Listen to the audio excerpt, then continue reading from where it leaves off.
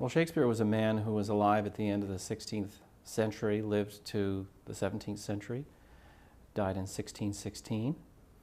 He was the son of a glove maker, and he was a man who studied the world. I think of Shakespeare as someone who took in everything that he could.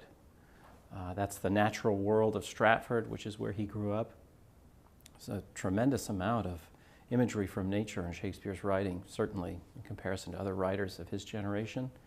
He's someone who paid attention to the world. He was also someone who read a lot.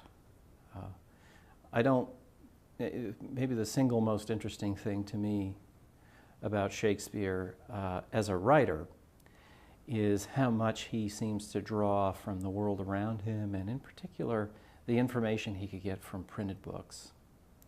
So a library like ours, which is the single greatest library of surviving material from Shakespeare and his world, is one where you can actually see this writer in action, making connections here, here, here, and here.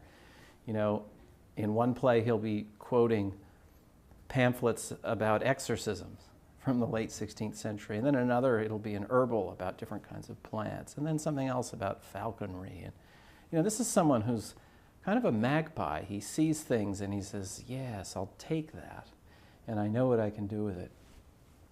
So I see him as a very opportunistic reader and writer. And what's interesting about that for those of us who think about the historical past as also information and potentially another world that we can enter by reading, is that here's someone who puts us in contact with really a vast archive. And we have a web we have a card catalog on the web. You know, you can search our books by author, title, date. But you could also search our works by going through the plays of Shakespeare.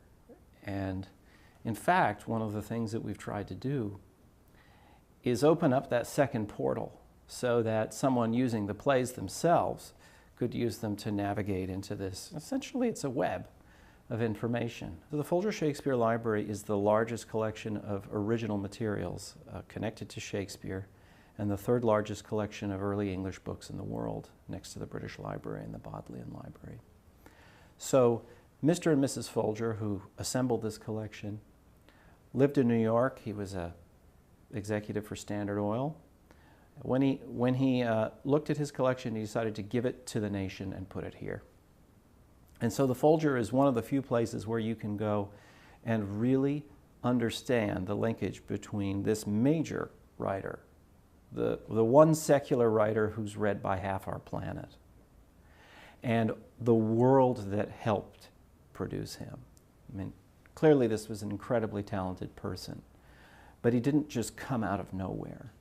And one of the things that a library like this helps us understand is that there are moments when a particularly rich culture matches well with the gifts of a particular person or writer.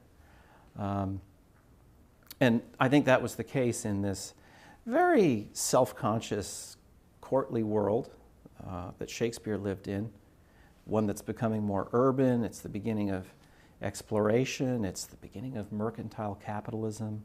A lot is changing. And here he is, this very perceptive, charismatic person who knew how to write.